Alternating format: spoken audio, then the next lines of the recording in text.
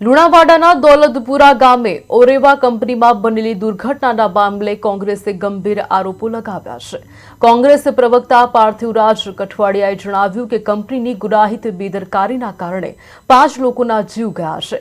કંપનીએ 15 લોકોને hydro power પ્લાન્ટમાં 200 ફૂટ નીચે કામ કરવા મૂક્યા હતા, ત્યારે કડાણા ડેમમાંથી પાણી છોડાશે તેવી જાણકારી હોવા છતાં બેદરકારી દાખવાઈ હતી। પાર્થિવરાજ કઠવાડિયાએ આક્ષેપ કર્યો કે આ ઘટનામાં ગુનો દાખલ થયો છે, પરંતુ કંપની સામે માનવ વધનો ગુનો દાખલ કરવામાં આવ્યો નથી।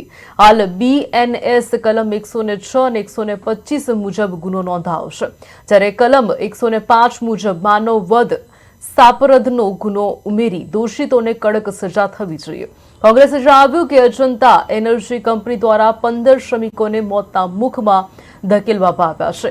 મોરબી પછી હવે લુણાવાડાની આ ઘટના ફરી એકવાર કંપનીઓની બેદરકારી પર સવાલો ઉભા કરી રહી છે।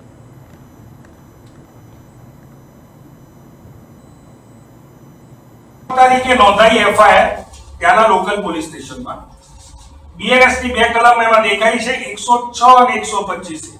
હું કાયદાવિદ નથી, પણ સ્પષ્ટપણે બેદરકારીથી આ ઘટના ઘટી છે એ ફરિયાદમાં નોંધ છે।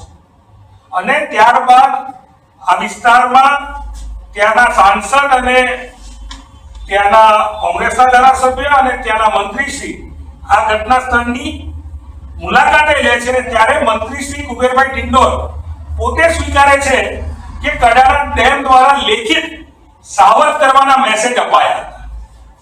તો આનો મતલબ એ થયો કે આ ગુનાહિત બેદરકારી છે। અને વકીલ મિત્રોને પૂછ્યું તો એમનું માનવું છે કે આમાં 105 ની સહ અપરાધ માનવ